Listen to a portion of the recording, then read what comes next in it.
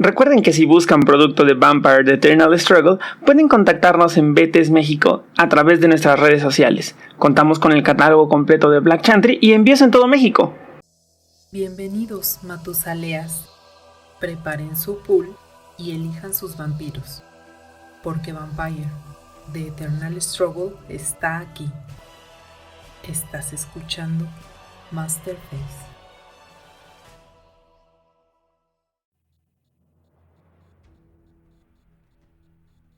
Buenas noches, Matusaleas. Bienvenidos a Masterface, el podcast dedicado a Vampire The Eternal Struggle. El día de hoy, yo soy su anfitrión, Carlos Escobar, el príncipe de la Ciudad de México. Se preguntarán por qué no está nuestro querido Oliver en estos momentos conduciendo. Lo que pasa es que lo metimos al cenicero, ¿no?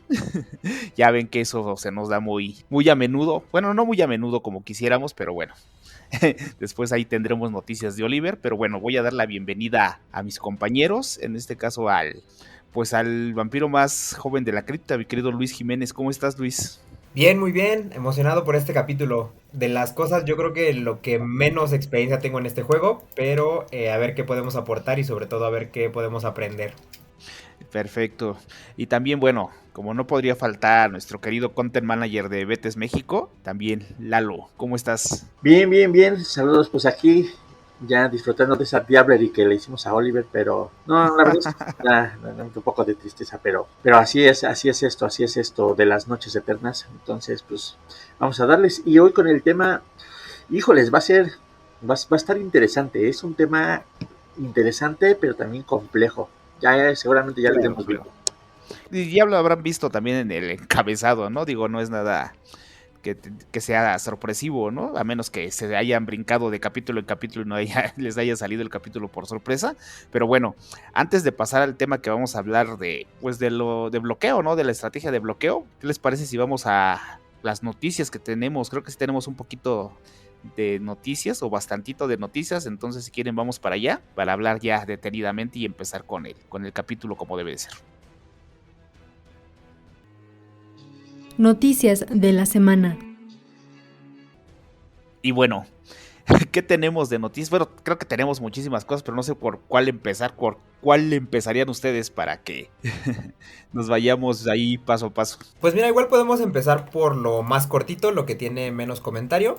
Y es simplemente repasar un poco lo que salió en el newsletter de BKN de febrero, que pues es un newsletter súper pequeño porque hace muy poco tiempo tuvimos el de enero que se retrasó un montón. Y pues bueno, dentro de las pocas cosas que hay, inicia con un nuevo previo de ilustración de las cartas que van a venir en los nuevos mazos de Simis, Salubri y Rapnos. Una ilustración muy padre de Ricardo Fabiani. Evidentemente no dicen para qué carta es ni nada. Pero bueno, a mí me gusta mucho en ese estilo como de que se ve muy de óleo y pues está muy padre. Luego de eso hubo un pequeño recuento en donde Black Chantry pues y junto con la gente de la BKN corrieron como con unos datos para ver en dónde, la cantidad de gente que juega este juego y que participa activamente en torneos en los distintos países del mundo, con un número sorprendentemente alto para lo que nosotros pensábamos, por ejemplo, en lugares como España, que tiene 514 jugadores, y pues de ahí ya el resto de los países va un poco en descendencia, ¿no? Los que siguen España son los brasileños, que tienen ahí casi 300, y de ahí ya empiezan a bajar como por mitades, ¿no? México está sorprendentemente a media tabla, porque la tabla baja muy rápido, pero estamos ahí con 20 jugadores, y pues a ver qué tanto podemos hacer crecer esta comunidad. Lo que sí es bastante, digamos, como alentador, es que Black Chantry, o lo que nos están diciendo aquí es que Black Chantry quiso correr estos datos para, digamos, tener un poco una noción o empezar a planear campañas grandes de promoción del juego, ¿no? Lo cual, pues, yo creo que a toda la comunidad nos da mucho gusto, porque, como dicen también la gente de Bleed the 3, aunque ellos con mucho más hate que nosotros, que pues bueno, la mayoría de lo que es la difusión del juego lo ha hecho la comunidad, y pues es padre ver que Black Chantry también ya está planeando cosas para pues hacerlo crecer con los recursos grandes de una empresa, digamos, ¿no? Exacto. Entonces pues bien ahí. Después simplemente hacen un recuento de las nuevas cartas que se subieron a Drive-Thru, de Bali, de las Hijas de la Cacofonía, que si no han escuchado nuestro short, pues vayan a escucharlo porque ahí tenemos el comentario al detalle. Después el que ya se cerraron las inscripciones del Nacional de Sevilla en España con el cupo al máximo. Claro. 150 fue lo que tuvieron para este año por el lugar y por todo eso, y ya está completamente lleno. Es lo que te iba a comentar, ¿no? 150 lugares y estamos hablando que es la cuarta parte, ¿no? O sea, casi son 600, si no me equivoco lo que acabas de decir de jugadores. Bueno, 500 y algo, ¿no? 514. Entonces sí es como una cuarta parte de jugadores. O sea, estás hablando que en un nacional mucha gente a lo mejor se va a quedar fuera. Creo que había escuchado a los de Blitz de 3 que Aida comentaba que había lista de espera, ¿no? O sea, obviamente hay gente que se inscribe y si no hacen el pago en cierto punto, pues ya sigue la lista de espera. Entonces eso te habla de cuánta gente va a asistir. Bueno, ya sabes cuánta gente va a asistir, pero cuánta gente le hubiera costado asistir que se va a quedar fuera. No, fácil, así estaban, o sea, como 180 bien pudieron, ¿eh? Ya hoy estaban comentando, porque de hecho ayer ya les estaban corriendo así de, pues quien no pague al día de ayer, se iba a quedar fuera y ya, ¿no? Varios conocidos estaban ahí ya apresurándose a que les llegaran las transferencias y todo para confirmar su pago. Claro. Pero sí estuvo bien chido. No, está bastante bien, o sea, y es que sí es verdad que es una cuarta parte, pero digamos también hay que reconocer la complicación de asistir al Nacional, que finalmente es, pues viajar, ¿no?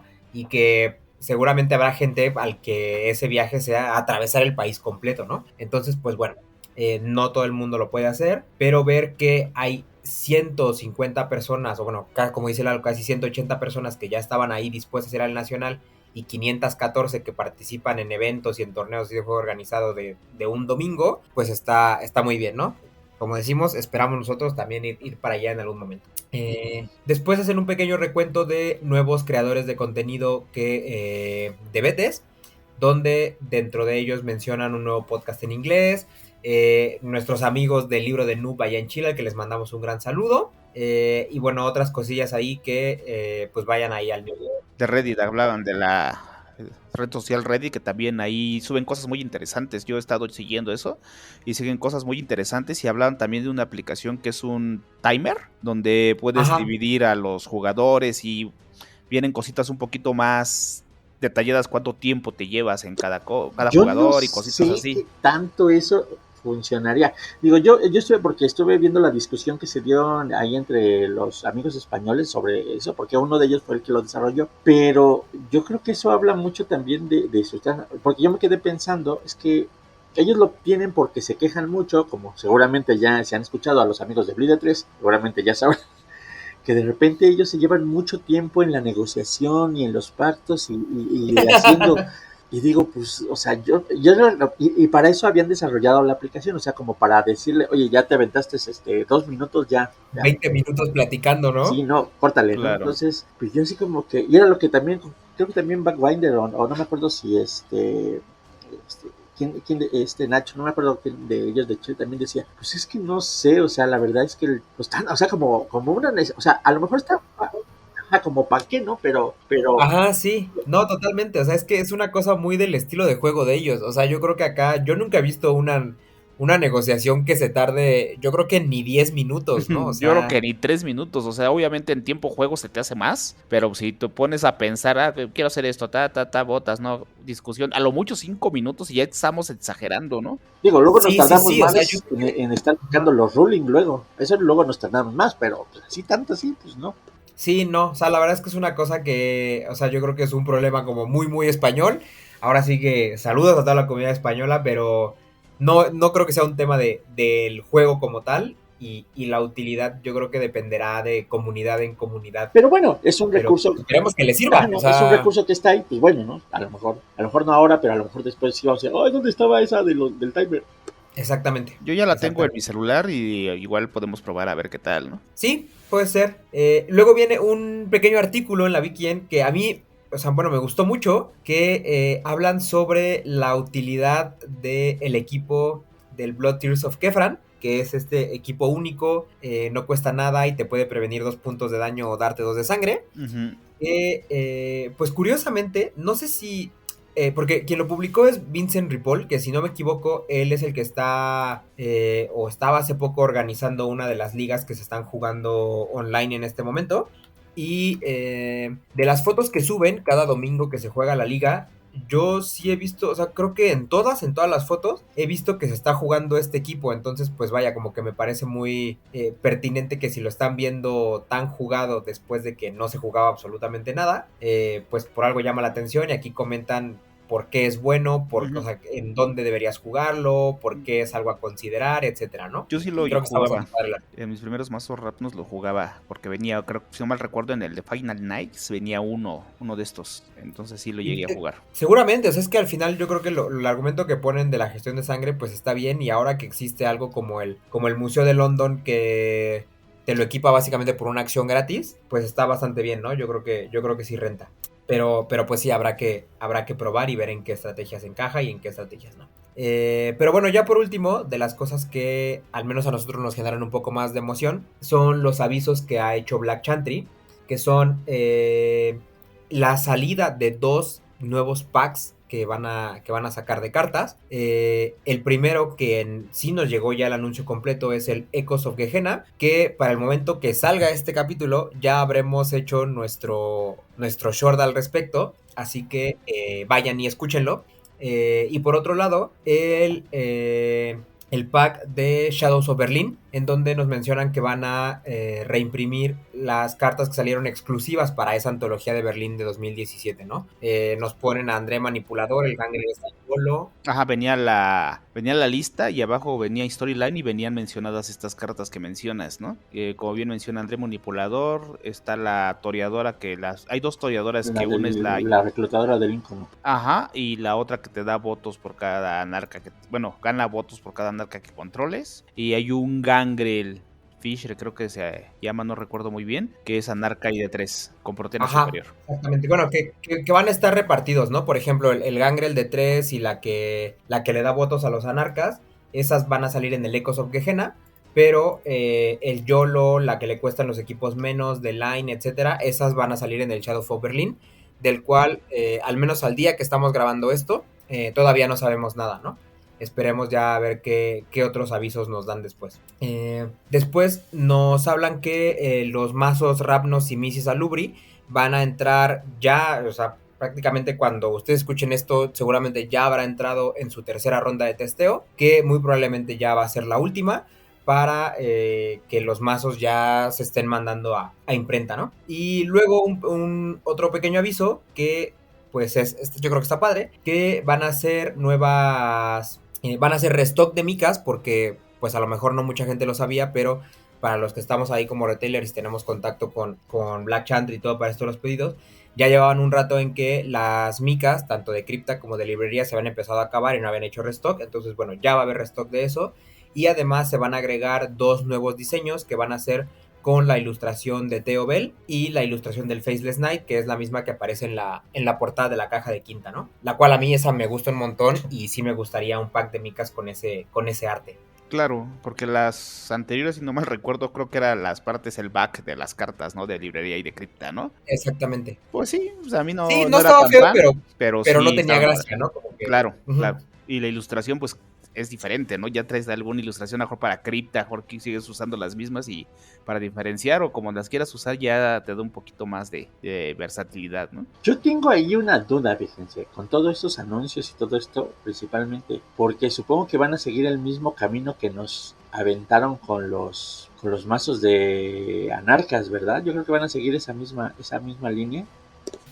No entiendo a qué te refieres. Sí, yo tampoco. Sí. O sea, a lo que me refiero es que ven que nos empezaron a sacar como que ilustraciones y el vampiro y luego así otra cartita y así como que nos aventaron como 6. Ya. O sea, bueno, pero para lo de los nuevos mazos del Salubri, Rapnos y Simis, seguramente sí. O sea, yo me imagino que cuando salgan de la tercera ronda de testeo, no sé exactamente cómo estén los tiempos de imprenta ni nada, pero lo más probable es que cuando las cartas ya estén en imprenta, que ya tengan todos los archivos y así la gente de Cartamundi nos empiecen a tirar a nosotros los spoilers. Y pues esperamos que sí sea como la última vez, sobre todo, no tanto como cuando los mazos anarcas, sino un poco más con cuando Fall of London, que empezaron a repartirnos cartas a los distintos creadores de contenido y pues nos dejaron como revelar un poco la carta a nuestro modo, con análisis, con comentario ahí de la manera que consideráramos. Eso también sería una muy buena idea, ¿no? O sea, siguiendo esta temática, porque pues no manches, el hype siempre está al máximo cuando vienen expansiones nuevas. Y bueno, uno que es fan, yo en particular de los Ratnos, pero de los otros dos clanes, pues también he jugado mucho Simis y quiero ver cómo se va a manejar o cómo vamos a jugar ya con las nuevas disciplinas, ¿no? Porque obviamente son los mismos clanes, pero ya no es el mismo sabor, ¿no? Entonces vamos a ver qué nos depara el destino con estas nuevas expansiones. Exactamente, exactamente. Vamos ahí a intentar mover todas nuestras influencias para que nos deje más de una carta, como nos pasó con Fall of London, a ver si por ahí nos dan una cripta completa o una librería completa nueva, o sea, de las cartas nuevas que vengan en un mazo, para poder hacerle su análisis a profundidad con todo lo que pensamos, ¿no? Perfecto, estaría muy bien. Hay que hacer labor de convencimiento a quien tengamos que hacerlo. Así es, vamos a mandar ahí muchos correos a Hugh, muchos mensajes a Ginés por todos lados y a ver ya después qué nos dan. Pero bueno, eso es todo lo que viene en la Big Yen. Y no sé si quieran comentar un poco del torneo que tuvimos 2 semanas antes de que ustedes escuchen esto, del cual por supuesto que Carlos, príncipe de la Ciudad de México, se llevó el premio a casa. Sí, precisamente por eso banishemos a Oliver un rato, porque dije, bueno, ya. No, digo, ya hablando un poquito más objetivo, fue un gran torneo, ¿no? O sea, 13 jugadores. Estamos hablando que casi la mitad de los que estamos activos, según la lista que acabas de comentar. Sí, Está perfecto. Sabemos que hay muchos más. Hay mucha gente en Torpor. Ajá. Hay muchísima gente en Torpor, pero de los que van habitualmente, pues sí, yo creo que sí está bien el número, ¿no? Como lo tienen registrado ellos y va viendo quién juega y quién no. Y bueno, estuvo muy bien. Creo que ahí estuvo también un novato, ¿no? Un abrazo del buen Luis, Daniel, ¿no? Mancha, como se le conoce, que también jugó bastante bien. Y el torneo en general, ¿no? O sea, bueno, obviamente a mí me gustó bastante porque lo gané, pero independientemente de eso, creo que estuvo muy bien jugado, o sea, bastante bien. No sé ustedes qué sensación tienen de él. Fíjate que a mí efectivamente coincido contigo y seguramente también Luis también coincidirá en que fue un torneo muy divertido, muy amable. Yo me la pasé muy bien y creo que en general todos se la pasaron muy bien. Digo, de repente sí hubo como que hay 2 que 3 pequeños detallitos que hay que cuidar pero pues, no hay que olvidar que este es un juego, o sea, y nos reunimos pues para pasarla chido, para divertirnos y pues para entretenernos en este hobby fantástico que es el Betis, ¿no? Entonces, yo creo que está chido. La presencia de nuevos jugadores y jugadores que relativamente nuevo me da mucho gusto y pues esperemos que así sigamos. Sí, efectivamente, yo también creo que estuvo bastante bien. Lo que sí debo decir es que a lo mejor el torneo pasado que tuvimos, el primero del año, yo lo sentí un poco más intenso. Creo que hubo más jugadores esta vez que fueron con mazos que no habían testeado por completo. A diferencia de la vez pasada que creo que como que le habíamos metido más tiempo a estar pruebe y pruebe los mazos y pulirlos y así. Y, o sea, por ejemplo, David iba con un mazo que como que todavía no había pulido, que tenía poco que armar y cosillas así. Que hubo mesas que no se sintieron tan intensas, tan amarradas como la vez pasada. Pero sí, a grandes rasgos fue un buen evento. Yo también, a pesar de que me fue mal en términos de puntos, me la pasé muy bien y pues una gran atención como siempre de la gente del Club Juegos de Mesa, ¿no? La Casa del Betis en México, que aquí nos reciben siempre maravillosamente. Exactamente. Y bueno, ya creo que ya también deben estar las fotos, que como ustedes hablan, pues hacer un torneo es algo complejo y también tenemos vidas, entonces yo creo que para cuando estén escuchando esto ya también habrán más fotos de la mesa final. Y creo que ya también el mazo ya está arriba, ese ya desde que estamos grabando. Ya creo que lo subió el Setía Loco, que hice un mazo de Quimerismo Fortitude con Vasily Vasilevich, con Narrow Minds y Suspensión de Disbelief para desgastar mucho los Deflection, ¿no? Ahí le metí un poquito de maldad para armarlo, ¿no? Es un mazo que vengo testeando desde que estábamos jugando el Lucky, que se me ocurrió hacerlo. lo armé ahí y ha tenido como 5 o 6 modificaciones hasta que llegó a esta, ¿no? Igual va a tener un par más, pero bueno, creo que corrió bien y la verdad el mazo respondió, creo que el mazo jugó solo, porque muchas Estuvo ocasiones... muy bien, yo ya te decía que deberías haberlo metido. Estaba chido, está chido, quedó muy bien el mazo. Sí, en las 2 últimas mesas confié al corazón de las cartas y me salió, me salió como iba jalando las cartas, entonces también estuvo muy bien. Pues buenísimo. Entonces yo creo que con eso acabamos con las noticias y podemos irnos al tema. Pues vamos para allá. ¿Quieres saber más sobre Vampire the Masquerade? Escucha Juárez by Night del Círculo Interno y descubre todo lo que tiene World of Darkness. Disponible en Spotify y otras plataformas. Y bueno, como habrán leído, ¿no? En los encabezados, vamos a hablar del arquetipo bloqueo, ¿no? Pero antes de empezar a grabar, Luis me mencionaba algo, ¿no? Obviamente mucha gente ya conoce qué es el arquetipo bloqueo y todo eso. Y tú mencionabas algo, ¿no? De diferenciar cuándo bloquear, o sea, no cómo diferenciar un arquetipo bloqueo o bloquear solo porque estoy jugando en la mesa, ¿no? Algo así me comentabas, ¿no? Claro. Ya saben que, por ejemplo, en estos capítulos, como lo venimos manejando, entre la política, el bleed, etcétera, nos gusta hablar un poco introductoriamente de qué es la mecánica o la estrategia que toca esa semana, ¿no? Y bueno, lo que sucede con el bloqueo es que como estrategia para ganar, el bloqueo no se siente como algo intuitivo, ¿no?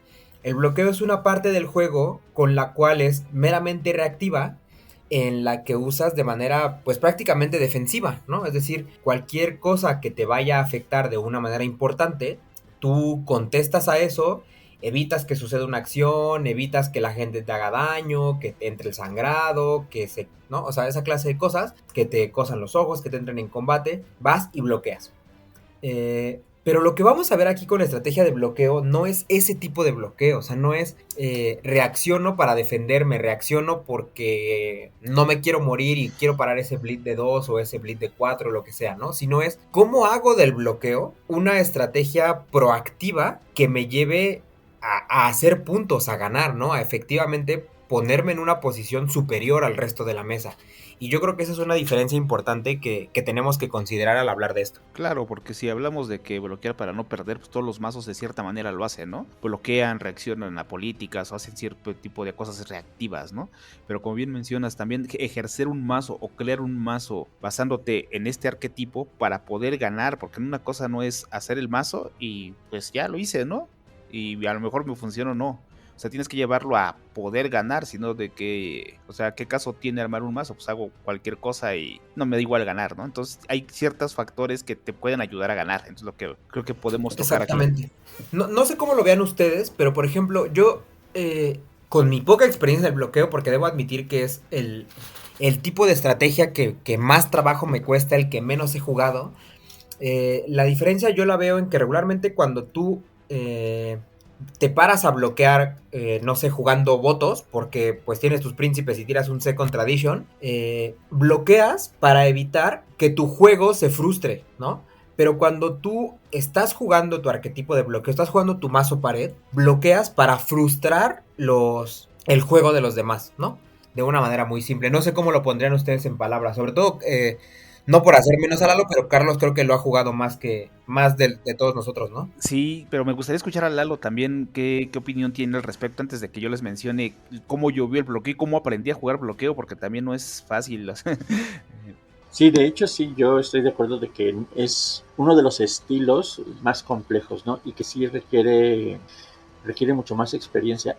Yo coincido, creo que de palabras más, palabras menos, pero efectivamente, yo creo que cuando ideas una estrategia para un mazo que va a ser de bloqueo o de pared también, como se les conoce, va a la perspectiva efectivamente, bueno, o va a ser un bloqueo pasivo o activo, ¿no? O sea, dependiendo. Yo como ya lo decía Luis, o sea, si vas a hacer tu mazo de bloqueo construyendo tu propia estrategia, tu puerto o tu propio andamiaje, o si lo que va a ser tu mazo de pared va a ser entorpecer o alentar la estrategia de los demás, ¿no? Entonces yo creo que sí, esa es la principal diferencia entre los dos esquemas de pared.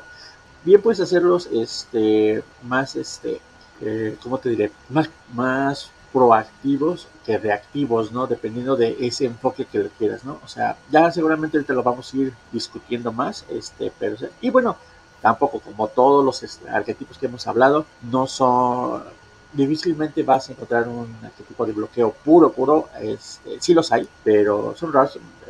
A mí, por ejemplo, a mí me gusta hacer un poquito mezcla de eso, y ya lo iremos platicando. Perfecto.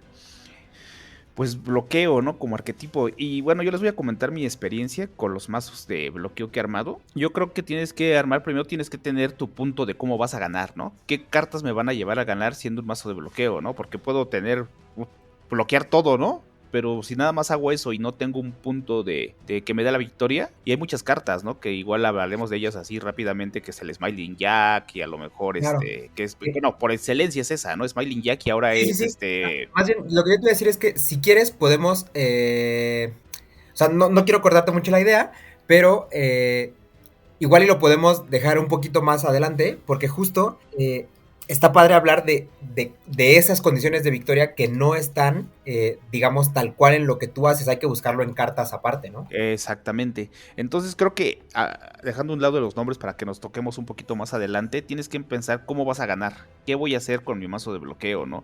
Mi mazo de bloqueo redirige, no redirige, porque redirigir es una gran ventaja, ¿no? En un mazo de bloqueo te puede ayudar a, pues, a todo lo que venga de bleed fuerte, redirigirlo, ¿no? Y también una cosa importante del mazo, o sea, como decía Lalo, no hay un mazo que corta todo. Creo que la idea del mazo de bloqueo no es cortar todo, es dejar que la mesa fluya. Porque si tú cortas todo, vas a cortar a tu presa y a tu predador, entonces los terceros jugadores van a estar muy libres de hacer todo y a lo mejor eso te va a llevar a ti a no ganar puntos, ¿no? Pero Porque aprender eso es lo que de repente tiende a ser muy frustrante para la gente que empieza a jugar con mazos de pared. Esa sensibilidad de determinar eso es bien difícil. Sí, claro, y también te lo lleva la experiencia, ¿no? Porque pues no todo el mundo que juegas mazos muros, luego dices, ya me presenté en mi primera mesa e hice 3, 4 puntos, ¿no? Que por lo regular los mazos de bloqueo se pueden llevar 3, ¿no? Rara vez he visto un mazo que se lleve 5 puntos, ¿no? O sea, ganas... Puede haberlos, ¿no? Y a lo mejor sí, las estadísticas no las conozco, pero puede ser dependiendo cómo esté equilibrado tu mazo, qué puede hacer y qué no, ¿no? Porque también en el entorno del mazo de bloqueo y hablando de las cartas que te pueden llevar esa victoria, son cartas que afectan a toda la mesa y siempre van a venir a buscarte. Entonces bloquear 4 jugadores más, pues te lleva otro punto, ¿no? Pero hablando ahora sí del tema principal, creo que en un mazo de bloqueo tienes que tener el equilibrio, ¿no? De qué tengo que hacer, qué tengo que dejar hacer. Entonces, para que la mesa fluya en armonía hasta donde tú quieres lograr eso, ¿no? ¿Qué puedo llevar? Por eso un mazo de, si controlo un poco más y me voy a poner muy atascado, si me tienen que pedir permiso para hacer ciertas cosas, pero bueno, estamos hablando de que son 5 jugadores, ¿no? No vas a poder controlar a todos, ¿no? Entonces, yo creo que la construcción es muy esencial de qué quiero que haga mi mazo. Sí voy a bloquear, que es mi eje principal, pero que a lo mejor llevo un poco de bleed, llevo a lo mejor un poco de política y ese tipo de cosas. Creo que podemos desarrollarlo un poquito más adelante porque el tema es ese, ¿no? Si me pongo ahorita a hablar de todos los arquetipos de mazo de bloqueo porque puede haberlos, pues no acabamos, ¿no? Entonces yo creo que lo podemos desarrollar con las cartas que te pueden hacer ganar teniendo un mazo de bloqueo, ¿no? Y qué es lo que tienes que dejar hacer y lo que no tienes que dejar hacer en un mazo de bloqueo, siendo tu punto principal, ¿no? Cuando hablábamos del bleed, qué tipos de mazos bleed había, los de política, qué tipos de mazos política había, también hay tipos de mazos de bloqueo, dependiendo del clan. Entonces yo creo que eso lo podemos desarrollar ahorita más adelante, Luis, ¿o tú qué opinas? Sí, fíjate que sí, o sea, mira, a donde quería llamar la atención, y me gusta porque creo que lo relacionas de una buena manera, es, vaya, como lo veo yo es que la estrategia de bloqueo, a diferencia del bleed o la política que en sí mismos ya están ganando, es decir, con el sangrado ya estás reduciendo el pool de tu presa, ya estás en camino a conseguir tu punto, y con la política ya vimos que lo mismo, tirando un Kain, tirando un Reckless, etcétera. Con el bloqueo no. O sea, tú puedes bloquear 45 veces y eso no te va a llevar a... O sea, tú puedes bloquear todas las acciones del juego y eso no quiere decir que vas a ganar, porque tú no estás reduciendo el pool de nadie, ¿no? No estás consiguiendo un punto. Entonces, el que las condiciones de victoria del bloqueo vengan de cartas con efectos adicionales, llámese, como bien decías, el Smiling Jack o otras nuevas que ahorita podemos revisar, yo creo que la parte más importante de todo eso es que no durante toda la mesa tú no puedes tener el mismo plan de juego. Al menos como yo lo veo, creo que cuando tú estás jugando un mazo de bloqueo, cambia mucho la actitud que tú tienes en la mesa antes y después de que cae el Smiling Jack. Claro. ¿No? O antes y después de que cae Constant Revolution. El Constant Revolution, ¿no? ¿Por qué? Porque cuando tu condición de victoria no está en la mesa, como dice Carlos, o sea, lo que tú tienes que hacer es dejar que la mesa fluya, o sea, dejar que los recursos se gasten, que las cosas avancen, que haya menos jugadores incluso, ¿no? Porque eso quiere decir que cuando tu condición de victoria baje, ahí sí tienes que adoptar una posición mucho más agresiva, mucho más aferrada, que es esto de aquí, si no lo quitan, gano yo, inevitablemente. Y a cualquiera que venga, lo voy a parar y le voy a frustrar las acciones y no va a poder seguir construyendo su plan de juego, ¿no? Pero efectivamente, o sea, es muy distinto el que antes del Smiling Jack, tú lo que bloqueas es los blitz, tú lo que bloqueas son las políticas que te van a caer a ti, pero una vez que cae el Smiling Jack, ahora sí que, como decía Lalo, o sea, casi que te conviertes en el bloqueo todo lo que me afecte, ¿no? O sea, antes a lo mejor un blitz de 2 lo dejas pasar porque es de 2 y tienes tus maneras de bloquear, pero ahora no, ¿no? O viene el Smiling Jack y cada vez que alguien quiera quitar el Smiling Jack, tú tienes que estar ahí con la reacción para pararte y con la reacción para generar intercept, etcétera, etcétera. Claro, y algo muy importante es lo que decías ahorita, ¿no? Que al principio tienes que dejar jugar, ¿no? Porque si tú a tu presa le bloqueas todo, pues nunca vas a dejar que le haga nada a su presa, ¿no? Obviamente también algo pasa lo contrario a que los mazos de Blitz, ¿no? Cuando tienes un mazo de bloqueo, si no tienes cómo ciclar tu mano bloqueando acciones, te vas a quedar con la misma mano siempre. Entonces hasta cierto punto tienes que permitir que el otro jugador tenga 2 minions o 3, dependiendo cómo sea el entorno, ¿no? O bloquear acciones que a lo mejor, como dices tú, te afectan Claro. a ti, pero te hacen ganar pool a tu presa, ¿no? Y hasta cierto punto tienes que dejar que pasen ciertas cosas, ¿no? Tú tienes que, en tu modo de juego, tienes que dejar que la mesa fluya, pero tú la tienes que llevar a lo mejor subconscientemente hacia los demás jugadores como tú quieres que vaya, ¿no? Porque si ven que no Claro. bloqueas todo, que no eres un bloqueo por bloquear, o sea, no recuerdo cómo dijeron nuestros amigos de Bleed 3, ¿no? La Madre Teresa que bloqueó todo y ayuda a todos. No tienes que ayudar a todos, tú tienes que trabajar para ti y hasta cierto Exacto. punto bloquear ciertas acciones que a ti no te convienen, ¿no? Entonces también eso es muy importante, ¿no? Que lo tengas que aprender a hacer. Yo creo que ese, como mencionaba Lalo, ¿no? Es el punto en que los jugadores, cuando empiezas a jugar un mazo de bloqueo, dices, puta, qué chido, ¿no? Me da la seguridad que voy a bloquear todo, pero no tienes que bloquear todo. Es donde muchos fracasan y dicen, no, es que no sé jugar un mazo de bloqueo porque no me funciona. Es que el mazo funciona bien. Tú tienes que aprender a medir eso, medir el timing de cómo va la jugada, cómo van las mesas y cómo va todo lo demás. Porque si te pones a bloquear a diestra y siniestra, no dejas jugar a los demás. Es una mala, pues mala, ¿cómo se dirá? Es una mala mesa, ¿no? Porque tú estás bloqueando todo, no dejas jugar a nada y el que va a terminar no ganando es el que está cruzado hasta el otro lado donde no puedes tener injerencia tú. Y tú dices, puta, pero yo bloqueé todo lo que podía y ganó el otro. Entonces eso Claro. es algo que, pues igual la experiencia te la va dando, ¿no? O sea, tienes que ir viendo qué arquetipo y también los clanes se desarrollan diferentes, ¿no? No es lo mismo bloquear con un simis que tiene Auspex y sabes que vas a redirigir los blitz muy poderosos a bloquear con unas arimanes, ¿no? Que no tienen esa facilidad de redirigir. Entonces que tienes que ser un poquito más selectivo en lo que Claro. quieres bloquear. Muy bien. Y justo, qué bueno que lo dices para allá, porque para allá quería un poco mover la conversación. Y es que no nada más es un tema.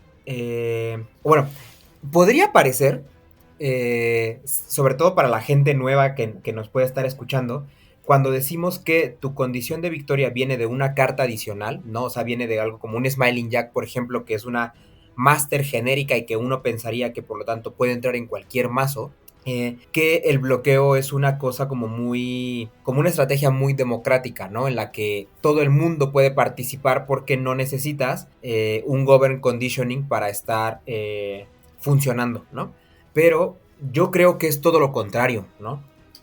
Yo creo que, por ejemplo, el bleed es muchísimo más democrático y sobre todo ya después de que vimos nuestro repaso por las disciplinas, en donde ya también vimos mazos de sangrado con sanguíneos, como el de Carlos con quimerismo, ¿no? O sea, muchas disciplinas tienen sus formas de encontrar el sangrado. Pero yo creo que la estrategia de bloqueo ha sido, por toda la historia del juego, mucho más dependiente de disciplinas, y yo creo que durante muchísimo tiempo estuvo prácticamente enfrascada en Auspex, ¿no? O sea, si tú tienes Auspex, y sobre todo Auspex superior de manera consistente, entonces puedes armar un deck de bloqueo. Si no lo tienes, a lo mejor puedes hacer algo bastante decente con espíritus, y algo medianamente decente o que te va a costar más trabajo con animalismo. Pero si no tienes esas disciplinas, entonces básicamente ni te plantees bloquear, ¿no? A día de hoy, con la salida de estas nuevas cartas de Anarca y el mazo Gangrel, etcétera, vemos que no diría yo que el protean como disciplina, sino que más bien El anarquismo, ¿no? Porque hay cartas de anarquismo. agregaría exactamente al anarquismo, y al anarquismo así Gangrel, porque son la combinación del animalismo con el protean, con el anarquismo, que se suma a ese pool pequeño de los que bloquean y bloquean bien de a de veras, ¿no? No, y aparte tiene Pero la carta que ya tienen varones, ¿no? Entonces puedes redirigir también. Si no logras un bleed muy poderoso, pues rediriges, ¿no? Hablando del bleed, ¿no? claro, pero es que justo es eso, o sea, bloquear sí te exige digamos, un pool de cartas muy concreto con el que tú tienes que estar jugando, ¿no? O sea, si tú en tu set de disciplina no eres capaz de llegar a 4 de intercept de manera consistente, entonces ni siquiera puedes plantearte hacer un mazo de bloqueo, ¿no? Ya de entrada, por ejemplo. Claro, o sea, hemos visto casos muy extraños, pero como mencionas, ¿no? El Auxpes por excelencia es la disciplina de bloqueo por todas las cartas que tenía o que tiene, ¿no? De +1, +2, maniobra, prevención, aunado Exacto. al intercept, ¿no? Entonces esto se hablaba que pues, la solidez, ¿no? Por eso los Simi se convirtieron en uno de los clanes bloqueadores por excelencia, el animalismo y el Auxpex, ¿no? Lo que pasa ahora con los Exactamente. Gangrel, ¿no? Que es el Protean y el animalismo, ¿no? Y el Claro, anarquismo, ¿no? con el, no, con el anarquismo, así es. Exactamente. Entonces también están apoyadas de una gran carta que es el Hermel, ¿no? Si no quiero combatir, pues me enderezo y estoy ahí parado, ¿no? Entonces dices, caray, si tienes Claro. un mazo atrás que no tiene mucho sigilo, pues fácilmente pues, lo vas a bloquear, ¿no? Entonces yo creo que ahí viene mucho de lo que te comentaba, ¿no? O sea, tienes que dejar también que juegue la gente, ¿no? Que pasen cosas. Porque de qué te sirve tener atrás a un jugador y lo mandas a torpor y todo eso, ¿no? También depende qué mazo sea. Entonces por eso te digo que el entorno del mazo de bloqueo cambia. Así como hemos hablado siempre de que las mesas cambian una con otra, también en el mazo de bloqueo, aunque tengas un mazo muy bien armado y ves que no te va a funcionar, aunque ya haya ganado mucho, pero depende también, ¿no? Si te sale un Malkavian antes que tú y al tercer turno ya te dejó con un vampiro y 6 de pool, pues prácticamente estás muerto, ¿no? Entonces también Exacto. hay que saber cuándo realmente el mazo no se prestó a la mesa o cuando realmente tú no dejaste que las cosas pasaran y perdiste por acciones o consecuencias tuyas. Así es. ¿Tú cómo ves, Lalo, este tema de las disciplinas en el bloqueo? Fíjate que yo creo que sí, la tradición nos marcaba como que ese camino de las disciplinas, pero creo que ahora ahora es que la nueva era de Black Chant de quinta edición nos ha venido a cambiar el paradigma del bloqueo. ¿Por qué?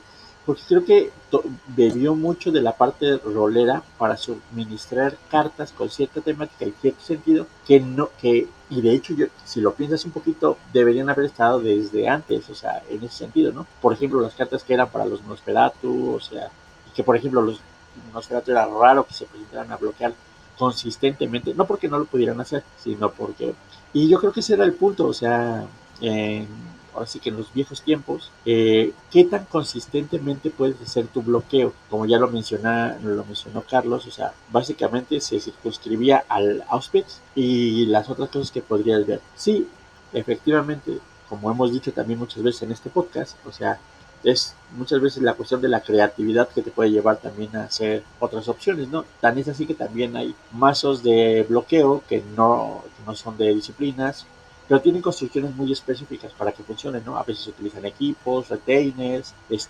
condiciones que se dan, pero sí es principalmente, antes era principalmente la parte de las disciplinas, pero ahora con este cambio de paradigma ya la parte del efecto el peso de las sectas o digamos, de la metatrama de quinta edición les provee herramientas a muchos clanes que tradicionalmente no bloqueaban o no bloqueaban tan efectivamente y ahora se presentan en los torneos y lo hacen muy bien. Mira, qué interesante cómo lo pones, ¿no? Porque sí es verdad, o sea, Yo creo que hubo muchísimo tiempo hablando de esta cuestión de las disciplinas, en el que los clanes básicamente que estaban marcados a bloqueo era eso, o sea, tú veías el ojo y eso significaba bloqueo, ¿no? Y ahí estaban los Tremor, como decía Carlos, los Simis, Los toreadores con sus pistolazos. los Toreador, etcétera, etcétera, ¿no? O sea, básicamente todo lo que fuera ojo podía bloquear, ¿no? Los Malkavian, bueno, son un tema aparte, pero ya ahorita llegaremos a eso. Pero ahora, algo que sí me gusta mucho en en esto que está comentando Lalo es que el arquetipo de bloqueo se entiende más desde una cuestión no de la pura disciplina, o sea, del puro intercept como tal, sino de justo dar cartas que como condiciones de victoria al bloqueo, ¿no? Y me recuerda mucho a lo que pasó con la salida de los Kindred, en el que salieron estas 3 cartas, si no me equivoco, en el que era para darle a clanes combativos condiciones de victoria Claro. que estuvieran apalancados del combate, ¿no? Y ahí estaba el talón de Aquiles, ahí estaba el Blessing of the Loa y el Rightus Aura, ¿no? Ujú. Entonces, ¿ahora qué pasó? O sea, dicen, bueno, una carta que no es nueva, pero apareció ahora enmarcada en este arquetipo, en este mazo preconstruido, que era el Constant Revolution, que es, vamos a jugar con esta misma dinámica del Smiling Jack, de un costo, bueno, que para el Constant Revolution no tiene costo, pero bueno, como un incremento geométrico, digamos, para la carta, que para el resto de los jugadores se convierta en un costo exponencial y un bombardeo de recursos horrible, ¿no? Ujú. Y eso estuvo enmarcado dentro del mazo Gangrel. O sea, queremos que los Gangrel, con esta nueva carta que va a ser el Deep Ecology, tengan opciones para... Ah, bueno, y los ojos de lo salvaje, que es esta cosa que me endereza, puede dar uno de Intercept, tengan esos recursos para estar bloqueando, ¿no? Y lo mismo pasó con los Nosferatu, que fue con la llegada de el Creeping Sabotage Claro. y con el Warrens, ¿no? Que pues es eso, o sea, la combinación de una condición de victoria más una carta que te genere o intercept o una reacción potente en general, ¿no? Lo cual, pues yo creo que está bastante bien, ¿no? Con estos dos clanes yo creo que los puso bastante en juego, son cartas que desde que salieron se han visto y han marcado mucho impacto, y me gusta porque te plantean eso, o sea, como anímate a jugar a una estrategia de bloqueo, de gestión de recursos, etcétera, ¿no? A defender lo que tú tienes y plantéate ganar con ello. Claro, y bueno, ahorita que hablabas hay estas condiciones de victoria, ¿no? Que ya te hacen como que armar tu estrategia y como bien mencionan o como dicen aquí, ¿no? Me planto como vaca y no me mueven de aquí porque sé que voy a ganar, por ejemplo, el creeping que vas a afectar a mi presa, ¿no? Claro, Pero claro, dentro claro. del arquetipo de bloqueo, a mí me gusta ser un poco más activo, ¿no? Por ejemplo, si llevo Gangres, a lo mejor meter Tizón y de vez en cuando meter un bleed de 2 o bleed de 3, ¿no? Porque sabes que eso también va a diezmar o va a obligar a tu presa a reaccionar, ¿no? Entonces ya tienes un modo de interacción un poquito no solamente esperando, ¿no? Porque yo conozco gente que decía, va como vaso de bloqueo y no hago nada y haciendo nada tampoco ganas. Entonces tienes que ser un Claro. poco Mira, activo en eso. ¿sabes qué nos puede funcionar? Vamos a lo mejor, porque como siempre nos pasa, empezamos un poco en segunda. A lo mejor conviene leer un poco el Smiling Jack, recordarlo, y hablar de qué significa para la mesa, para la gestión de recursos, tanto del que bloquea como de los que lo sufren, la presencia de una carta como esta en la mesa, ¿no? Que es como bien decías hace rato, la más icónica en términos de la estrategia de bloqueo.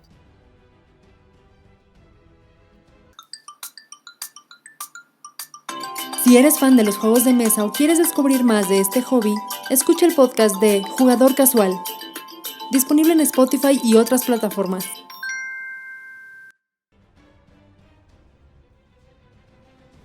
Y el Smiling Jack dice así, o sea, es una máster única que tú la pones en juego y ahí se va a quedar. Durante la fase de unlock del que la puso, tiene que mover un contador de su pool a esa carta y todos los demás jugadores en su fase de unlock tienen que quemar o uno de sangre o uno de pool por cada contador que haya en esta carta, ¿no? O sea, yo creo que a mí lo que más me deja es una cosa que no recuerdo si son los de Bleed de 3 o la gente de Postco Works ya ha mencionado mucho, y es el fuerte impacto que esto hace sobre los recursos. Nosotros estamos como muy acostumbrados a pensar en el pool y en la sangre como dos cosas distintas y que se gestionan de manera separada y que con una te mueres y con la otra simplemente tus vampiros no cazan, ¿no? Pero algo que me gusta del Smiling Jack es En el momento que entra a la mesa, te hace ver que esas dos cosas son básicamente lo mismo. Y es, no importa de dónde lo pagues, es algo que va a ir bajando. Y yo creo que en términos de recursos lo que significa es que para la gente que está bloqueando, como bien decía Carlos, es que no puedes bloquearlo todo porque, o sea, tienes que encontrar un balance correcto en el que bloquees la cantidad de cosas suficientes para que tu mano cicle y tú puedas, digamos, como que ir escarbando el mazo hasta llegar al Smiling Jack, pero para que en el momento en que lo pones no te quedes sin esos recursos, ¿no? O sea, no te puede pasar que tú bajas el Smiling Jack y de pronto ya no tienes maneras de hacer wake, ya no tienes maneras de enderezarte o ya no alcanzas más de uno de intercept, ¿no? O sea, como que tienes que encontrar un balance bien, bien correcto en tu mazo, ¿no?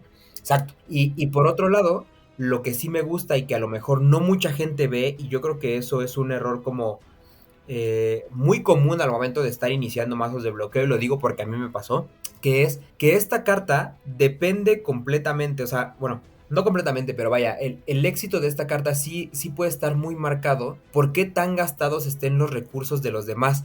O sea, no es lo mismo que tú tires un Smiling Jack al inicio de la mesa, que de pronto puede parecer algo como súper atractivo porque dices, ah, claro, o sea, es que yo lo tiro en el turno 1 y entonces toda la gente empieza a quemar como loca y cuando sacan su vampiro, entonces ya tiene 3 contadores, ¿no? Lo cual sabemos que puede tener mucho éxito, pero al mismo tiempo quiere decir que cuando el Smiling Jack empieza en la mesa, la gente tiene absolutamente todos los recursos por gastar en términos tanto de cartas como de sangre como de pool para aguantarlo un poco y ir y quitarlo exitosamente, ¿no? Que no es lo mismo a que tú bajes un Smiling Jack en el turno 6, en el turno 7, donde los vampiros de toda la gente ya están en 4, ya están en 3, el pool de la gente ya está por debajo de 15, y entonces ahí sí todo el mundo empieza a sudar porque ya también el sigilo voló, el falla to block ya empezaron a volar, y ya no hay los mismos recursos para que te vengan a quitar tu Smiling Jack, y muy probablemente, si tú sí hiciste tu gestión correcta, ahí se acabó el juego para todos, ¿no? Sí, justamente como bien mencionas, ¿no?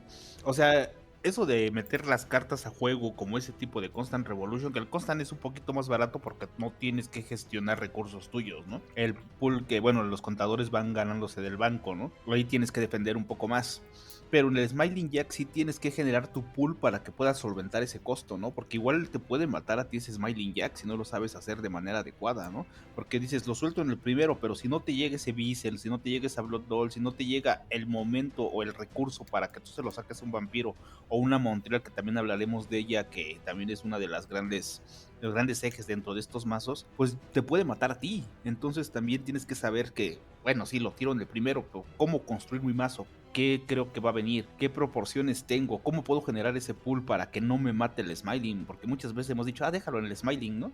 Lo va a matar, no tiene Beazle y atrás está teniendo mucha presión, ¿no? Entonces también eso puede ser muy contraproducente dependiendo, no es tirarlo por tirar, vaya. Sí. Pero fíjate que ahí hay una cuestión que ahorita que lo estoy reflexionando, lo pongo sobre la mesa, pero si bien la presencia del Smiling siempre es notoria tanto por, ya sea cuando sea el momento en el que lo bajas, ejerce una presión en la mesa, que no generan otras cartas que a lo mejor no tienen la violencia tal, ¿no? Pero que también ya en conjunto se vienen a hacer, dices, en la... Vamos, o sea, sí está cañón. Y estoy hablando, por ejemplo, cartas como el Anti-Juvenile Awakening, el mismo Camarilla Segregation, o sea, sí, cosas que también van minando, pero no a primera instancia no lo sientes tan pesado como de repente cuando ves pasar el Smiley en mesa y dices,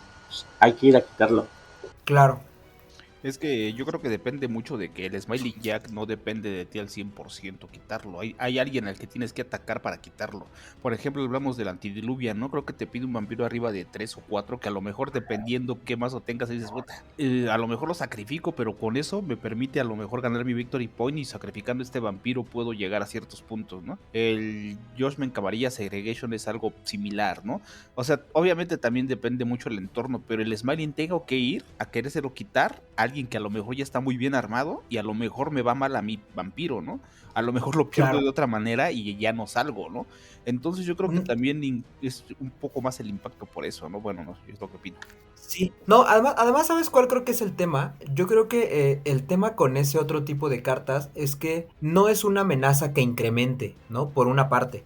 O O sea, tú sabes que del Antediluvian siempre vas a terminar quemando uno. Y por mucho que duela, o sea, porque nos ha tocado mesas en el que duele, o sea, no importa que esté 10 turnos, siempre va a ser uno, Claro. ¿no? Y el Smiling no.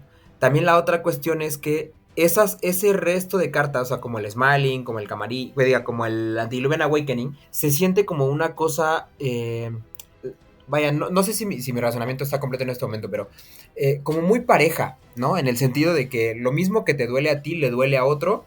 Claro. Y entonces como que la presión en la mesa por ser algo que no incrementa, como que todo el mundo está igual, no te lleva un poco a esa locura de decir, sí, es que hay que quitarlo, no sé qué, ¿no?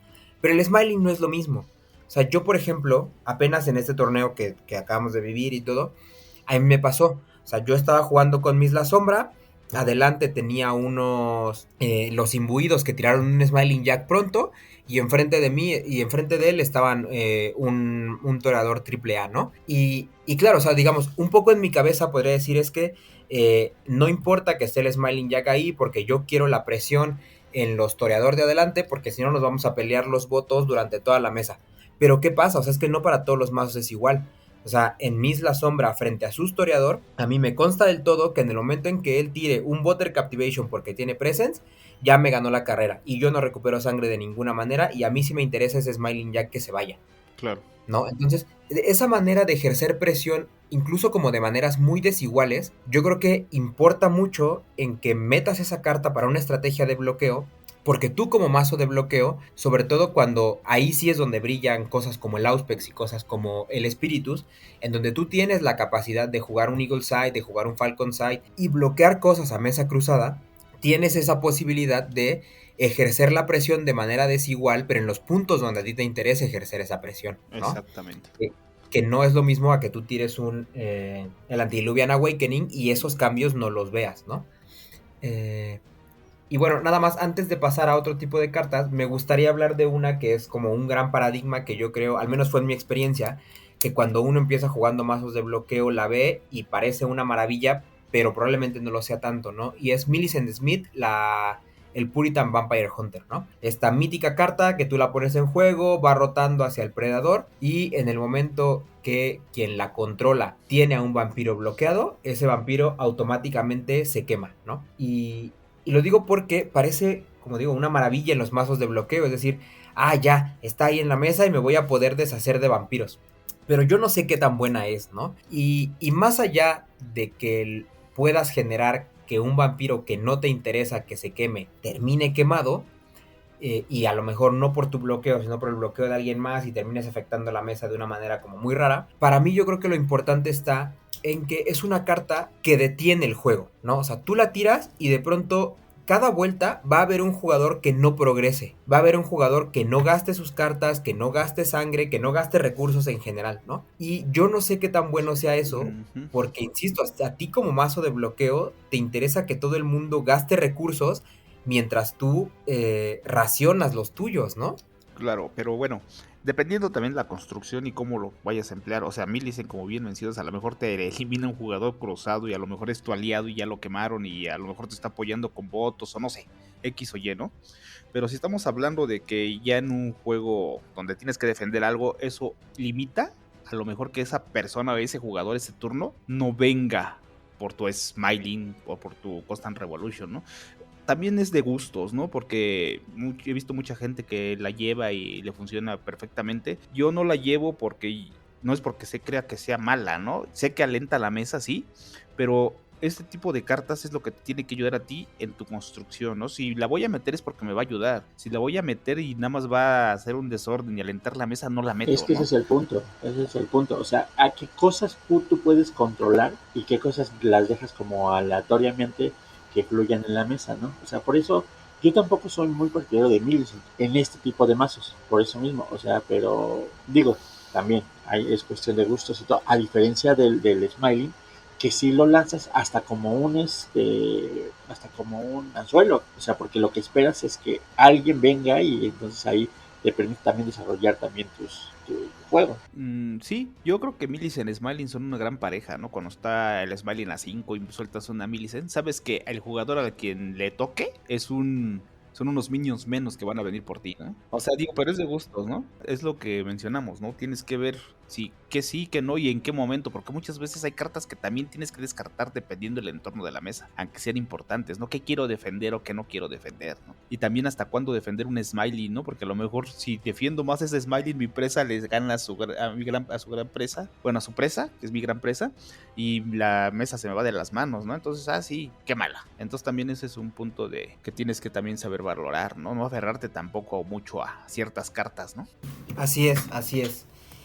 Y bueno, ahora sí, para continuar un poquito e irnos moviendo, hace rato, por ejemplo, ya mencionamos de esta gran ventaja del anarquismo, mencionamos rápidamente cartas como el Constant Revolution, en el que yo creo que también valdría la pena incluir cosas como el Protection Racket, que hace tiempo era una carta ahí medio ninguneada, pero ahora vemos que como carta genérica, que no te pide más que ser anarca, es una muy muy buena herramienta para generar intercept y para bloquear. Pero a lo mejor ahora podemos hablar de lo bueno que es desde otra secta, que es por ejemplo la del Sabbath, y lo importante que es para estas estrategias de bloqueo, todo lo que sea blotear y generar sangre y generar recursos, ¿no? Claro.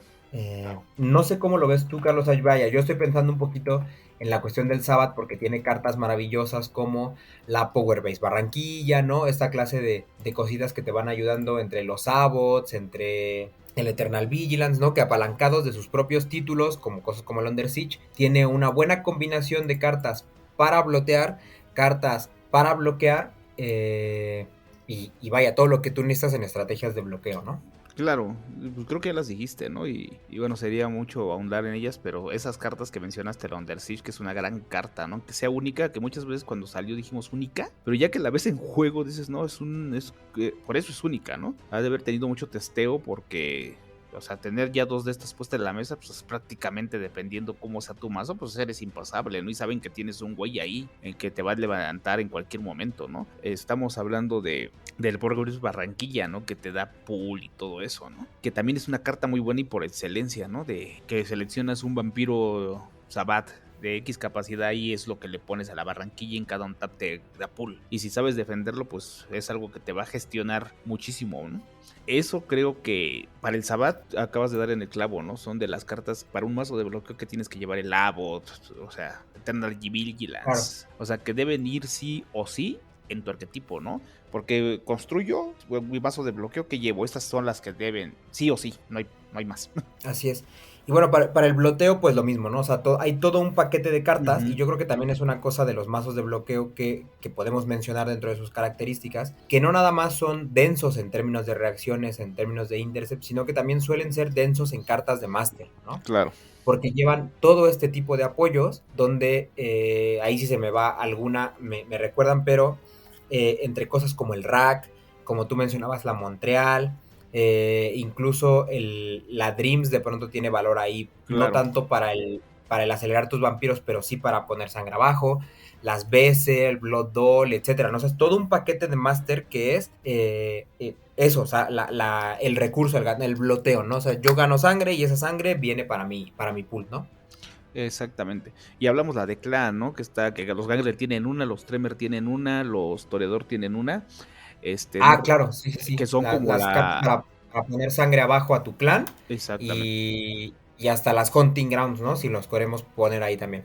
Claro, y yo pienso que actualmente, a lo mejor antes cuando no existía el vice, las Blood Dolls eran por excelencia. Ahora, si tú quieres permanecer con esa generación de pool mediante a lo mejor el rack o mediante tu Hunting Ground, que solo pasas al vampiro, pues tienes que pensar en las Visel, ¿no? Si pones una Blood Doll, llega alguien más y te la reviente y tu vampiro va a estar ganando pool, pero tú no puedes gestionar eso al tuyo, ¿no? A tu reserva sanguínea para sobrevivir. Entonces creo que actualmente mencionábamos esto, ¿no? Que hay mazos que deben llevar Blood Doll y hay mazos que deben llevar Visel, ¿no?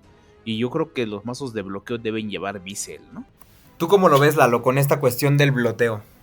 Fíjate que ahorita, curiosamente, digo, sí, coincido con lo que dice Carlos, pero me quedé pensando en ciertas cartas que antes eran muy usadas también en esos mazos y que como que, yo no sé si es porque a lo mejor no se han reeditado, que no han pasado, que por ejemplo, estas cartas como en ciertos arquetipos que eran, por ejemplo, bueno, el Minion Tap ya ya se reeditó. Pero por ejemplo, el tributo al maestro, el First Minions y otras cosas que te permiten precisamente mover ese pool de tus minions a tu reserva sanguínea, pues la verdad es que en eso me quedé pensando. La verdad es que en el último año que hemos estado jugando, yo no he visto ninguna jugada, o sea, por ejemplo, ¿no? Y hemos decantado por esta nueva versión con los Bessel, con los villanos, o sea, que es muy efectiva, ¿eh? O sea, la verdad es que es muy efectiva, pero sí me quedé pensando en cómo van cambiando los arquetipos y el respaldo que llevan. Claro. Ahorita que está hablando Lalo, obviamente, del tributo al maestro, ¿te imaginas en un Death Gangrel actual haces un tributo al maestro cuando tienes 5 minions en mesa? O sea, a lo mejor llevar una te salva la vida, ¿no? Digo, ahorita que me trae Claro, eso claro. a colación, ¿no? Que es algo que te va a generar pool y sabes que generas muchos minions que bloquean y baratos, que quitarles un pool a lo mejor apoyados por la carta de Hermel, que no te gasta sangre, dices, pues lo hago, ¿no? Y entonces creo que es una buena observación que hace Lalo, ¿no? Que esa carta igual en ese mazo te podría servir bastante. Sí, sí, sí. O sea, es que al final es una cosa de. eh, lo que sucede, yo creo que complicado con los mazos de bloqueo en esta cuestión del pack de Master es, pues, cómo gestionas cuáles son las que vas a meter, ¿no? O sea, porque al final sabemos que las Master puedes jugar de una por turno, ¿no? Y a menos que tú quieras hacer tu estrategia como mucho más densa, con muchos más niveles en el que tú le tengas que poner un Partenón, ¿no? Y toda esta clase de cosas en el que ya tus Master pues seguramente se van a elevar a más de 25 porque pues a lo mejor no vas a llevar solo un Partenón porque uno pues de aquí a que lo robas no sirve de nada, ¿no? O sea, ya te Claro. incluye un aparato complicado. O sea, sí es importante decidir de acuerdo a tu cripta, de acuerdo a todo lo que tú tengas, con qué vas a blotear, ¿no? Si quiero Claro. algo que me dé mucho pool de manera inmediata, llámese villano, llámese como dice Lalo, el tributo al maestro, o si me conviene más ir por esta cuestión un poco más lenta con la combinación de Rack y doble Bessel, ¿no? O sea, sí es una cuestión bien, bien importante cómo va a Claro. estar gestionando tu pool y encontrar qué es lo que mejor funciona para cada una de las criptas, ¿no? Claro, y como bien mencionas, ¿no? Por ejemplo, el villano tienes que también gestionar qué tanto quieres combatir. Si es un mazo que va a combatir mucho y llevo villanos y le quito a un vampiro de 8, le quito 5, a lo mejor en el primer bloqueo me voy a torpor, ¿no? Entonces a lo mejor ahí tienes que gestionar eso, qué tanto quiero combatir, ¿no? En el caso de los Gangrel a lo mejor no quiero combatir porque tengo Hermela, así, ¿no? Pues, a menos que tenga un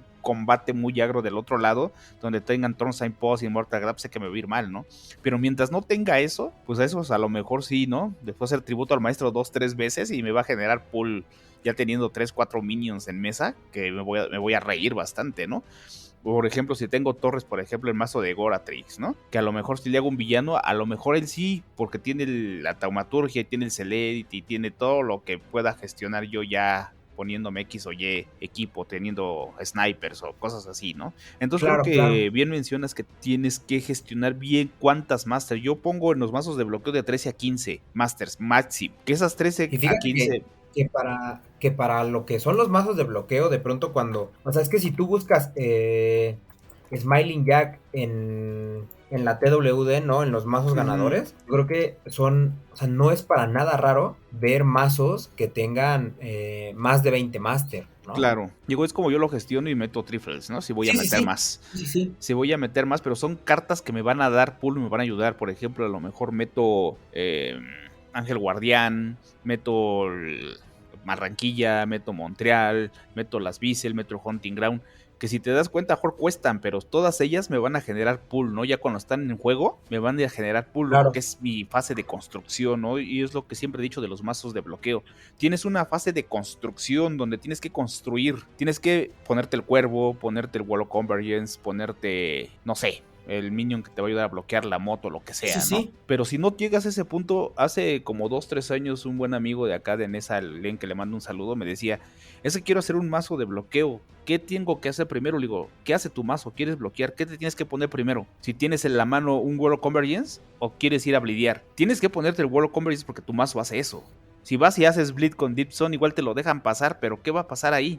Pues tienes tu Wall of Convergence ahí puesto, ¿no? Y no, tu mazo es bloqueo. Entonces ve y ponte el Wall of Convergence, ponte el Raven Spy. O sea, no sé, baja tu locación con uno de Intercept, ¿no? Antes de estar Claro. sólido. Porque ¿de qué me sirve ponerme un rack primero, si viene alguien con uno de sigilo y no tengo cómo bloquearlo, entonces pongo primero mi intercept, que me da la seguridad, y empiezo a gestionar ya las cartas que quiero defender, pero ya teniendo la seguridad que tengo uno de intercept ahí. Bueno, es como yo lo gestiono, ¿no? Claro. Primero armo. No, y es verdad, ¿no? O sea, justo tienes razón, o sea, de pronto también por eso es que se les conoce a estos como estrategias lentas, ¿no? En la que los primeros turnos tú vas a empezar armándote, tú vas a empezar a hacer las pocas acciones que tiene el mazo, regularmente las haces o las quieres hacer en los primeros 3 turnos, para ya después dedicarte a, como decías hace rato, sentarte como vaca y no moverte del lugar en donde estás parando lo que tengas que parar, ¿no? Claro, y también como también mencionamos, ¿no? No siempre te vas a sentar ahí, ¿no? Hay un mazos un poquito más activos, ¿no? Que pueden hacer otras cosas. A lo mejor me pongo también un pulso del canalla y todos los turnos voy y hago bleed de 3. A lo mejor no va a prosperar, pero provoca que a lo mejor el deflection que tenía mi presa, como no llevo sigilo, pues me lo manda a mi gran presa y a lo mejor decimos, bueno, mano y mano, tengo cómo acabar el combate, ¿no? Pero también Claro. vas ahí, diciendo, bueno, no estoy estático. Es encontrar maneras de gastar los recursos de los otros. Ajá, no estoy ahí parado, ¿no? O sea, también hago algo, porque muchas veces pasa eso, ¿no? Que tengo mi mazo de bloqueo y dice, es que me faltó bleed. Pues sí, pues métele a lo mejor un par de aliados que te den bleed, una computadora o algo, dependiendo qué clan estés armando, que te haga la amenaza, ¿no? Por eso la Gangrel nueva, la que tiene más un bleed, es muy importante dentro del arquetipo, porque tener bleed de 2, pues no manches, no es lo mismo tener 2 minions que van a bleedarte de 1 a 1 solo, ¿no? Porque ya fuerzas a que a lo mejor te bloquee, a lo mejor ahí mueves la carta que necesitabas y jalas el intercept. Entonces también no siempre estar fijo, ¿eh? O sea, claro, sí, tu mazo es de bloqueo y es tu principal estrategia, pero también ponte a hacer otras cosas, ¿no? Pero también esta parte como de lento avance, o sea, de ir poco a poco. Luego siento que a veces a los jugadores nuevos es lo que les desespera, ¿no? De hecho, no por nada, en el set de quinta edición de los mazos de camarilla, a muchos no les encantaba el Nosferatu por eso, ¿no? Y en términos de en perspectiva, si lo tienes con los otros mazos que sí son más ágiles, sí dices, uy, no, jugar con el Nosferatu, pero si le agarras muy bien el timing y el feeling al Nosferatu, puedes montarte la mesa y plantarte muy bien, ¿eh? Claro. Y como bien mencionas también, ¿no? No es lo mismo tener Sabás que tener Anarcas, que jugar con toreadores. O sea, todos tienen su estilo de juego, aunque sean mazos de bloqueo, que también los iremos desarrollando dependiendo cuáles sean los mazos de B5 y de lo que vayamos a tocar en futuros entregas, y ver cuál es la diferencia de bloquear con uno o con otro clan, que también eso tiene su sabor, ¿no? Y no se gana, o sea, sí se gana mediante bloqueo y entre las cartas que mencionaste, ¿no? Pero puedes meterle otras cositas, como bien te menciono, ¿no? Siempre es importante, por lo menos en mis mazos de bloqueo siempre trato de meter a alguien que tenga bleed de 2 o bleed de 3 si es posible, ¿no? Porque eso ya gestiona una amenaza, ¿no? En mi primera versión de Ludmilla no llevaba al que se apellida igual que ella, que te da más 1 de bleed mientras Ludmilla está en juego, sí, ¿no? Claro.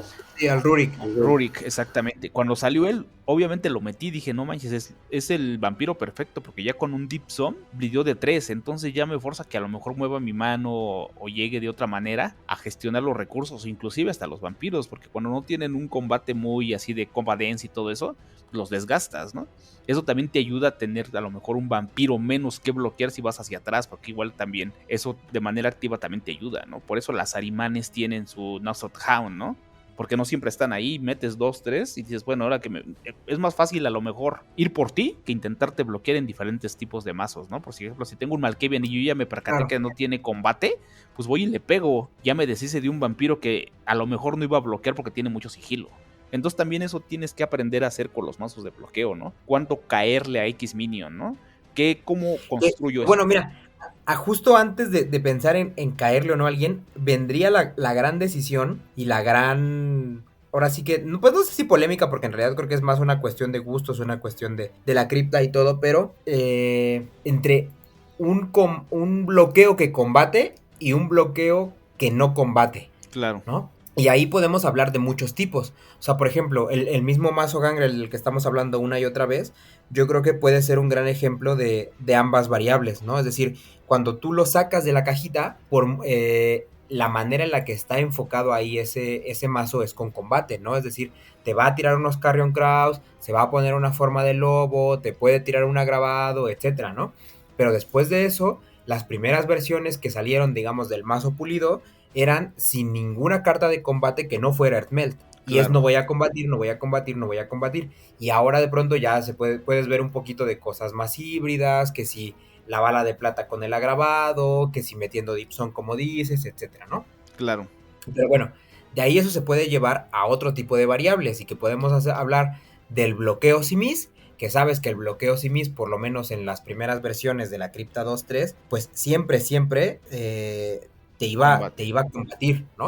O sea, siempre te iba a tener un agravado o de Moroder o de Dragon, o te iba a tirar una Horrid Form con una o 5 Horrid Forms con Meshenka, etcétera, ¿no? O puedes tener a Lord Tremor y el Capuchino, Haciendo obedience. haciendo obedience, pero todo el juego, ¿no? Y tener un mazo de 18 obedience. Pero justo el punto es ese, o sea, que cada uno tendrá su estrategia porque el mazo de bloqueo con combate en el momento que te agarra, o sea, tú le vas a tener un pánico muy fuerte porque en el momento que te agarra vas a terminar o en torpor o quemado o sin sangre, etcétera, ¿no? Claro, Y en cambio a lo mejor el mazo que no combate no te da ese pánico, pero muy probablemente pueda pararte el triple de acciones que te para el que sí combate. claro. Sí, porque gestionas de diferentes los recursos, ¿no? Tienes diferentes proporciones, ¿no? Si quiero combatir, a lo mejor me gasto en ese, lo que bloqueo, más lo que combato. ¿Cuántas cartas te gusta? ¿6, 7 cartas? Y en el mazo que bloqueo, ya una vez bloqueando, juego una carta nada más. Entonces gestiono mis recursos de diferente manera, ¿no? Yo creo que los mazos de bloqueo, independientemente si sean mazos que combaten o no combaten, el punto es cómo ganan, ¿no? Porque yo igual sin combatir puedo ganar, y ganar de manera más efectiva. A lo mejor, como dices tú, con el capuchino tengo Dominate, ¿no? Que en un descuido meto un Bleed de 6 o de 7 que ya es letal. Entonces también es muy importante saber en qué sí y en qué no, porque también si yo combato con un vampiro de 11 y me lo descuartizan, pues no manches, entonces mi estrategia se fue al carajo, ¿no? Entonces yo creo que también es muy importante saber, como bien mencionas, ¿no? ¿Qué mazo y qué arquetipo puedo hacer para combatir, ¿no? Que con este sí puedo llevarlo a buen término y con este pues mejor así de lejitos, que sé que al final de cuentas voy a terminar en lo mismo, ganando, que es mi objetivo principal, ¿no? Claro. Y es que de nuevo volvemos a un tema de clanes y disciplinas, ¿no? Ujú. O sea, por ejemplo, yo creo que el Auspex, o sobre todo los clanes con Auspex, de la vieja escuela, sí estaban mucho más apalancados de un combate, ¿no? O sea, de te bloqueo y combato, porque justo hasta la salida de Lord Tremor, como que no había en realidad nada que tú dijeras, ah, pues sí, paro y tiro el obedience, ¿no? O sea, incluso los vampiros más grandes que eran famosos bloqueadores como Goratrix, te bloqueo y luego te voy a vaciar de sangre, Claro. ¿no? O sea, no había mucho esto, pero yo creo que ahora ya con un poco más de diversidad y con un poco más de cosas, el bloquear sin combate se ha puesto bastante de moda, ¿no? Ya dígase el obedient, dígase a lo mejor, incluso por ahí, a Matazulta, pesar de que ¿no? estos no son tan nuevos, pero hay Malkavians grandes bloqueando. Claro. Llámese esta combinación de Lutz con la Justicar, que se me fue el nombre, Ah, Maris Stretch. con Maris Streck, exactamente, y tirando. Ahí Mental no es Maze. Obedience, ahí es Mental Maze, ¿no? Claro. O justo ahora, esta combinación, por ejemplo, ahora del famoso Protean, que ahora está con los Gangrel en el Earthmel, pero también en algún momento estuvo con esta cripta de Toreador Antitribu que tenía Protean, ¿no? Y entonces es lo mismo, o sea, te bloqueo con Auspex y luego tiro Earthmel y Fresh of me evito el Marvel también combate. puede ser. Fresh of Marvel, a lo mejor pistolas o agravados, dependiendo, ¿no? Cómo lo hayas construido. El famoso Matazunta, hablando de la gestión de recursos, ¿no? Matazunta es un vampiro que por sí solo te pega 3, ¿no? Entonces Claro, también. justo, es que ahí las criptas son bien diversas, como dices, o sea, Ujú. sí, o Entonces, sea, sí, no podemos juzgar así. O sea, hay cartas que son ejes centrales para ganar en un mazo de bloqueo, pero tú desarrollas tu mazo de bloqueo como creas conveniente, ¿no? O sea, qué quiero hacer, qué no quiero hacer. Y eso, mientras te lleve al objetivo principal, que es ganar, llevarte la mayor cantidad de puntos, creo que ahí ya es a gusto de cada quien, ¿no? Y creo que lo seguiremos viendo, ¿no? Porque creo que si nos clavamos más en esto, podemos aquí hablar 5 horas, ¿no? De todos los arquetipos que pueden haber y de todos los mazos y de todo lo que ha habido. Porque puedo hablar de Karna, puedo hablar de Matazunta, puedo hablar de los simis, puedes hablar de Saulot inclusive bloqueando, inclusive los Salubri Antitribu. Entonces hay mucha variedad de eso, ¿no? Entonces lo que queremos tocar aquí es, bueno, si el arquetipo de bloqueo es esto, a lo mejor las cartas que tienes que llevar son estas, puedes desarrollarlo de diferente manera dependiendo qué cripta tenga y qué clan tengas, ¿no? Entonces yo creo Claro. que eso también le da diversidad, ¿no? Porque muchas veces dices, quiero bloquear y quiero hacer un mazo de bloqueo y siempre te viene a la mente los clásicos, ¿no? Pero pues hay muchísimos Rapnos Sí, sí, con sí. O sea, Dravas y cuervos, pues también ajá. está pesado. No, claro, o sea, es que justo esa es otra cosa que es bastante interesante de ver, ¿no? Como bien dices, o sea, yo creo que lo importante de aquí es que logremos identificar cuáles son esas cosas que hacen de un mazo de bloqueo un buen mazo de bloqueo, ¿no? Esto de que tengas una suficiente capacidad de reacción, que alcances un cierto intercept, etcétera, etcétera, ¿no? Pero ya después de ahí, el camino que uno encuentre para hacerlo, pues ya depende de cada quien, ¿no? O sea, si de pronto el camino en el que tú encuentras es jugar con todas las locaciones que dan intercept y un montón de aliados y unmasking, Claro. pues está bien, ¿no? O sea, vaya, mientras encuentres algo que te daba un resultado consistente y que digas, es que sí logro bloquear, es que sí, el Smiling Jack llega a 4 puntos, ¿no? O sea, está bien. Y habrá cartas que falten explorar, por ejemplo, como Claro. bien dices, la Drava, Guardian Vigil. así Guardian puede Vigil, pulir más, perdón. el Guardian Vigil era que se puso muy, muy de moda y que a lo mejor hay criptas que no se han terminado de explorar con él. Está por ahí lo que ya en algún momento subimos a Noches de Monomacia, de gente jugando con Dementación y Babos, de gente jugando con no, el famoso mazo de Ginés y de sus hijas que bloquean porque tiran Tourette Boys por todos lados. Claro. No, o sea, hay maneras de generar ese control en la mesa a través del bloqueo y de ciertas cosas. Y pues sí, o sea, a pesar de que este esté como mucho más apalancado de disciplinas muy concretas, pues está muy padre seguir explorando ahí hasta donde podemos encontrar maneras de jugar esta estrategia, ¿no? Claro.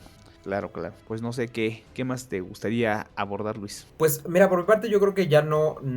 Es como una pequeña introducción, ¿no? Porque igual podemos hablar horas. Sí, exacto, o sea, yo creo que ya a partir de aquí nos podríamos volver un poco como redundantes, sobre todo porque cartas mucho más específicas y como decimos siempre, la manera de poner en práctica estas estrategias las vamos a ver más a fondo con los distintos mazos que vamos a analizar, que en lo siguiente pues veremos los mazos Simis, Gangrel y Nosferatu que han salido de preconstruidos. Y veremos las Aunque diferencias. lo que sí es, exacto, lo que sí es bastante probable es que en esta sección, digamos, de los mazos de bloqueo, pasemos a hablar, vaya, como que dejemos muy rápidamente de lado las construcciones como vienen de caja y avancemos a cómo se han pulido, ¿no? Porque yo creo que la estrategia de bloqueo es lo que sí tiene, como decía Lalo hace rato, es que puede no ser muy atractiva una estrategia de puro bloqueo para gente que va iniciando, ¿no? Claro. Entonces yo creo que los tres mazos han tenido mucho cuidado de no hacerlos estos mazos de me siento como vaca nada más a reaccionar, ¿no? Y les han dado un toque que de pronto tiene como un sabor de toolbox, aunque las estrategias al final no se han hecho de toolbox, ¿no? Claro. Entonces, pues yo creo que estará bien, serán discusiones bastante ricas y pues ya ahí analizaremos las particularidades que tiene el Sabbath, las particularidades que tienen los anarcas, cartas de clan, etcétera, ¿no? Entonces, pues ya más bien será tema de sus De los propios y siguientes. respectivos capítulos. Así es. Perfecto. Entonces, ¿qué les parece si vamos a Final Wars y saludos?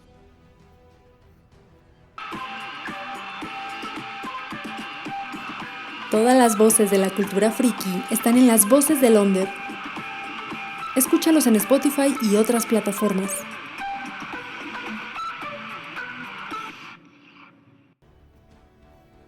Y bueno, eso fue el arquetipo bloqueo, ¿no? Pero me gustaría preguntarle al estimado Lalo, ¿no? ¿Qué tiene de Final Wars y saludos, ¿no, Lalo? ¿Qué opinas? Pues sí, fíjate que yo creo que como Final World diré que apenas empezamos y yo creo que ese va a ser, uno de los más ricos porque como ya mencionamos en este programa, el bloqueo tiene muchísimos ángulos y muchas sutilezas. Entonces yo creo que nos vamos a detener bastante en distintos arquetipos. Ya veremos ahí programación que haga Luis ahí con eso, pero la verdad es que sí es un tema que podemos estar hablando un buen rato. Los esperamos, por supuesto. Y como Y saludos, saludos. quiero, por supuesto, darles un saludo a todos y desearles los mejores deseos a todos los participantes del Nacional de Sevilla, que seguramente cuando escuchen esto ya la habrán jugado, pero les deseo mucha suerte, que se la pasen muy bien. Me hubiera encantado ir para allá con todo la vida, pero ya habrá oportunidad. Y también otro saludo muy especial, que me dio mucho gusto que ver ya esta nueva énfasis de Juárez by Night ahí ahora entrándole a la onda de los maguitos. Les deseo todo el éxito de su proyecto. Y por supuesto, no voy a obviar el hecho de que también nuestro querido rockstar de la parra va a entrar en un proceso al que le deseo profesional, que le deseamos todo el éxito. Yo creo que todos en este equipo le deseamos lo mejor en este nuevo camino que emprende y le mandamos un abrazo. Muy bien, Lalo. Luis. Pues mira, Final World, para mí el arquetipo de bloqueo siempre ha sido un reto y yo creo que para mucha gente lo puede ser. Me parece un arquetipo que depende mucho más de tu estilo de juego que lo que puede depender el bleed o la política, que de alguna manera siempre ver cómo baja el pool del de adelante es atractivo. Y bueno, yo creo que sí es una cosa de que le tienes que agarrar el gusto, le tienes que encontrar el modo y sobre todo encontrar tu cripta y tu combinación de cartas específica para jugar el bloqueo. Pero es muy rico en lo mucho que aprendes jugando bloqueo, ¿no? O viendo a alguien jugar bloqueo de una manera, de una buena manera, ¿no? En la gestión de recursos, en la lectura de mesa, sobre todo, en cómo uno le da valor a las distintas acciones, en el impacto que van a tener en el juego, y no solamente, digamos, como de manera inmediata, sino a largo plazo y toda esta clase de cosas. Yo creo que es una gran experiencia aventarse a jugar bloqueo. Por mi parte voy a estar intentando pulir y jugar más mazos de bloqueo de aquí a que terminamos la sección para seguir aportando de la mejor manera y darme esta oportunidad para descubrirlo, y ojalá la gente que nos escucha que no le ha entrado a esto pues pruebe también distintas maneras de jugar esta estrategia. De saludos, pues me sumo totalmente a lo que dice Lalo. Un gran saludo a Oliver, que a lo mejor va a estar ausente algunos capítulos y no sabemos, de acuerdo ahí a lo que la vida le depare en términos de trabajo y en términos de sus horarios y de todo, qué tan pronto lo veremos de vuelta, pero pues ya sabe que aquí siempre tiene su lugar. Y a lo mejor algo que sí no mencionamos para la parte de noticias, aunque probablemente lo habremos mencionado en el short de la semana anterior a cuando escuchen esto, pónganse atentos de las redes sociales, busquen lo que tiene que ver la gente de México con la Liga Chilanga y todo lo que estamos planeando para este evento, a ver qué tanta gente jalamos y qué tanto motivamos a la comunidad a seguir jugando torneos. Entonces vean bien todas las redes, todo lo que estemos mandando por los grupos de WhatsApp, de Telegram, etcétera, para que participen, para que jueguen, que se animen. Y pues nada más, prometo ya sacar más veces a Lucky y a Mesa mi mazo de bloqueo Zetita y ver qué tanto puedo llegar, qué tan lejos puedo llegar con él.